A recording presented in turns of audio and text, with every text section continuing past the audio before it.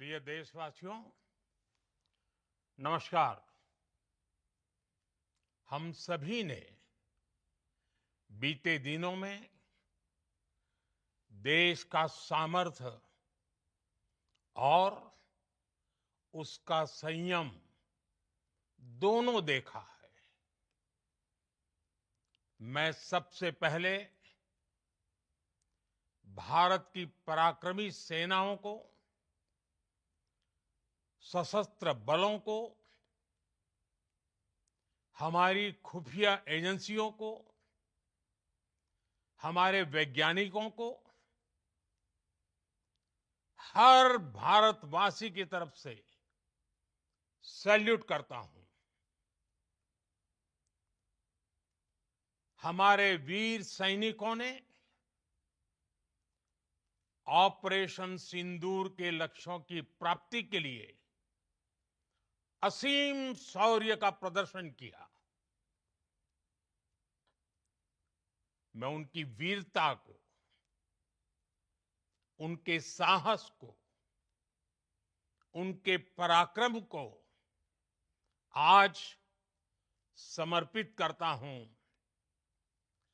हमारे देश की हर माता को, देश की हर बहन को और देश की हर बेटी को ये पराक्रम समर्पित करता हूं। साथियों, 22 अप्रैल को पहलगाम में आतंकवादियों ने जो बर्बरता दिखाई थी, उसने देश और दुनिया को झकझोर दिया था।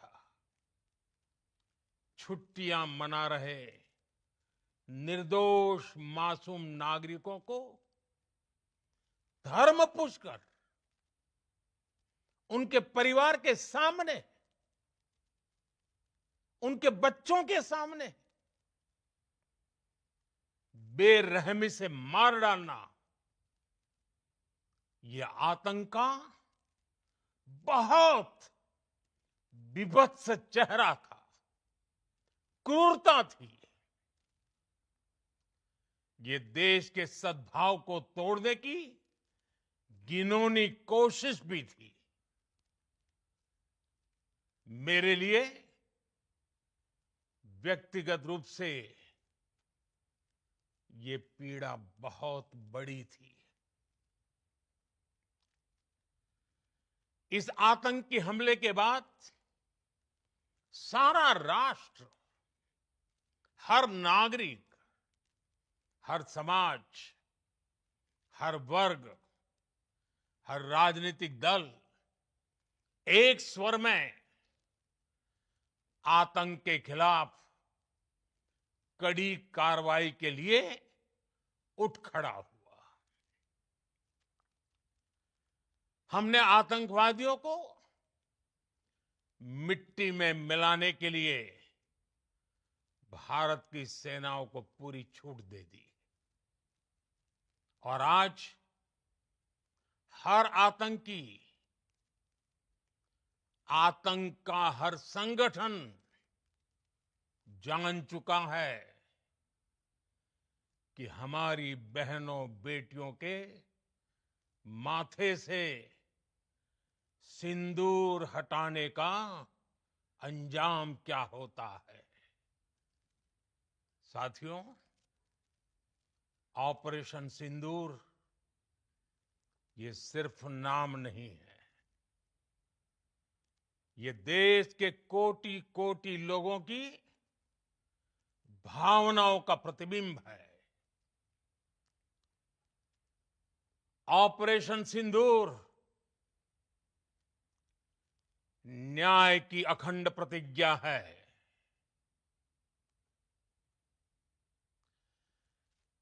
6 मई की देर रात, 7 मई की सुबह पूरी दुनिया ने इस प्रतिज्ञा को परिणाम में बदलते देखा है। भारत की सेनाओं ने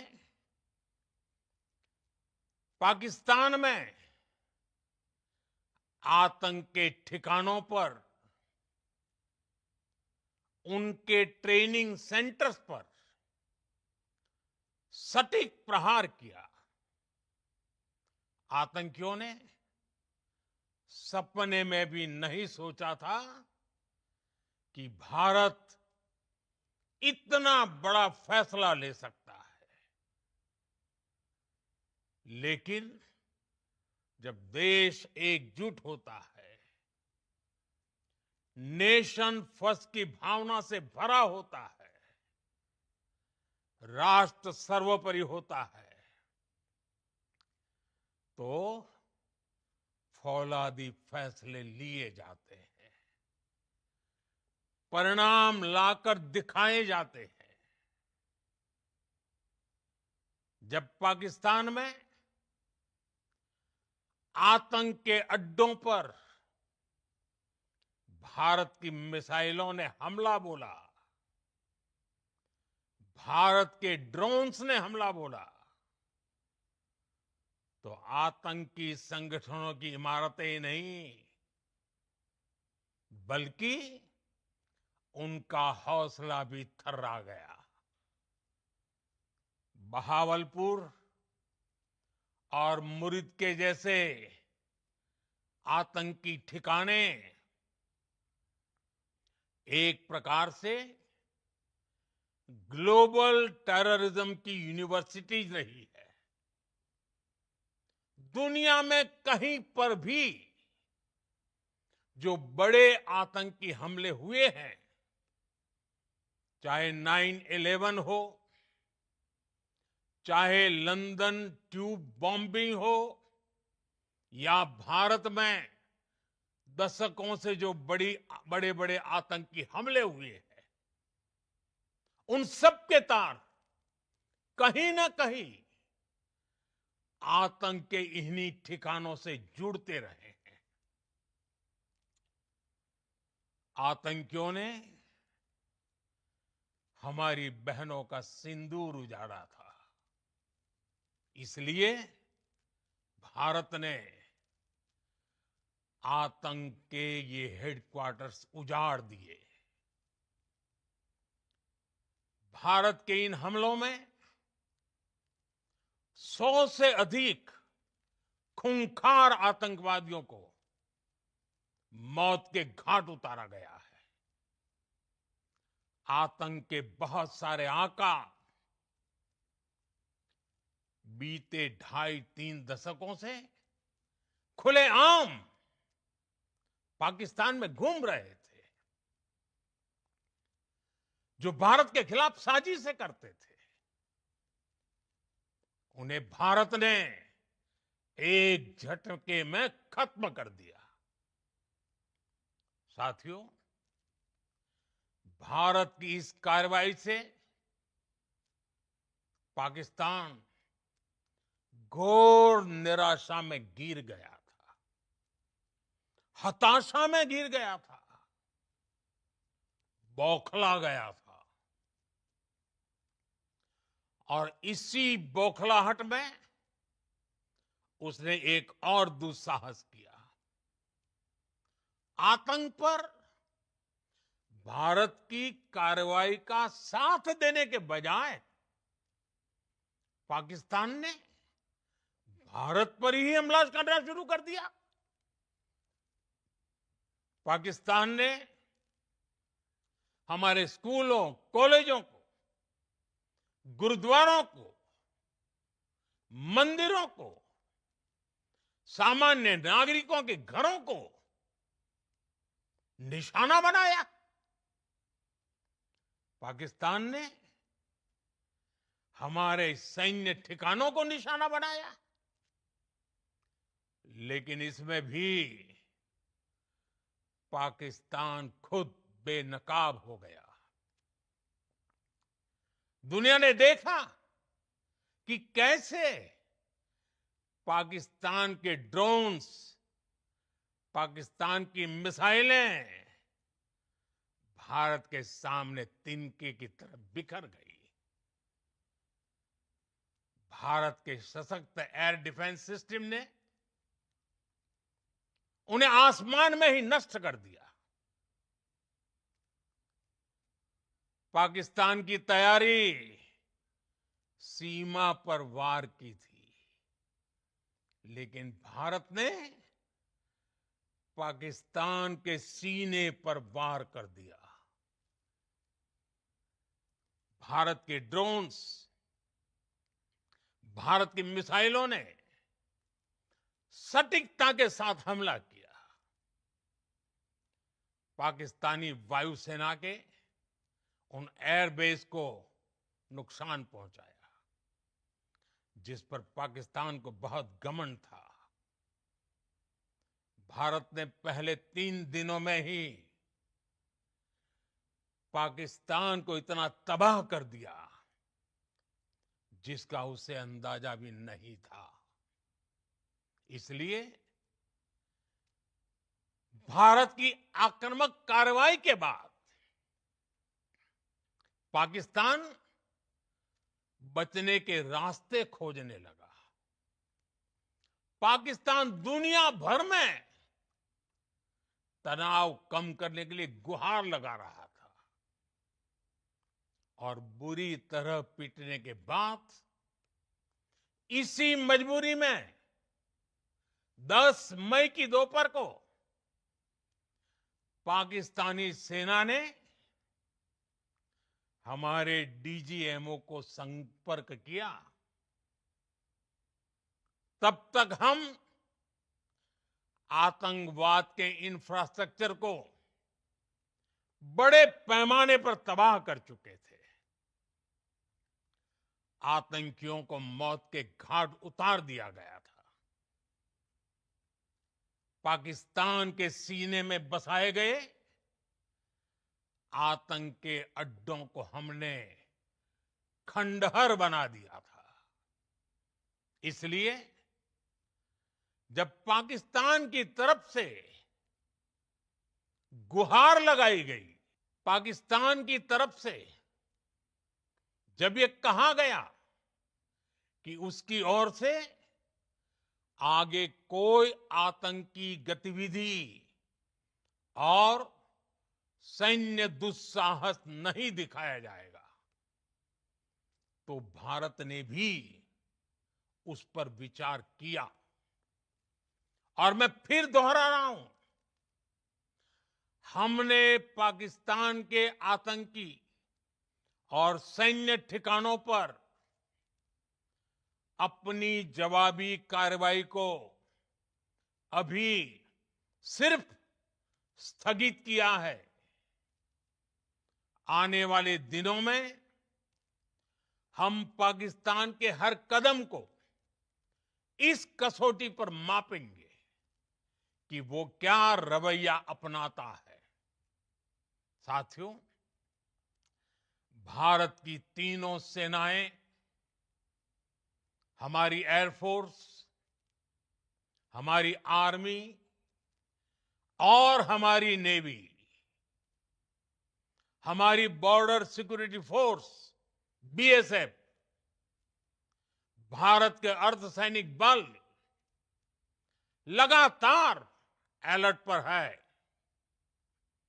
सर्जिकल स्ट्राइक और एयर स्ट्राइक के बाद अब ऑपरेशन सिंदूर आतंक के खिलाफ भारत की नीति है।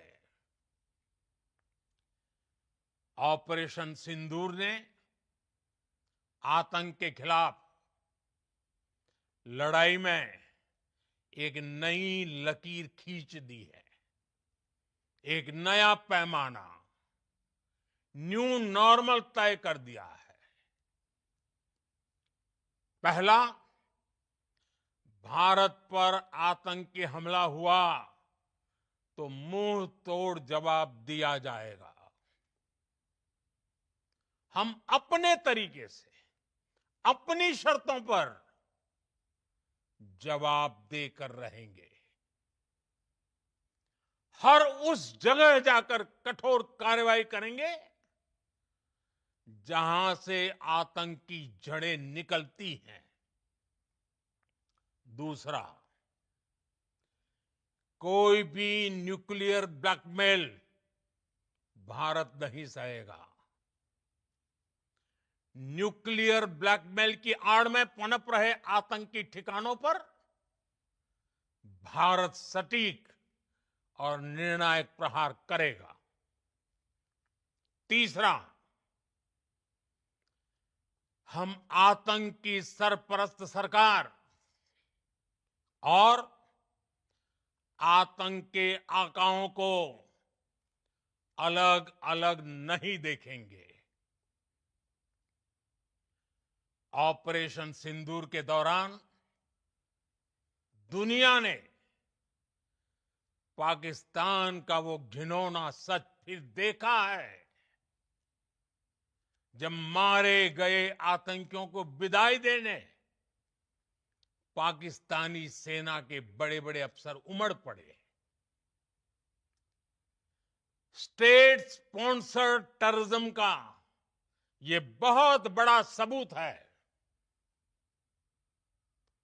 हम भारत और अपने नागरिकों को किसी भी खतरे से बचाने के लिए लगातार निर्णायक कदम उठाते रहेंगे। साथियों, युद्ध के मैदान पर हमने हर बार पाकिस्तान को धूल चटाई है और इस बार ऑपरेशन सिंदूर ने नया आयाम जोड़ा है। हमने रेगिस्तानों और पहाड़ों में अपनी क्षमता का शानदार प्रदर्शन किया और साथ ही न्यू एज वॉरफेयर में भी अपनी श्रेष्ठता सिद्ध की। इस ऑपरेशन के दौरान हमारे मेड इन इंडिया हथियारों की प्रामाणिकता सिद्ध हुई। आज दुनिया देख रही है 21वीं सदी के वॉरफेयर में made in India defence equipments,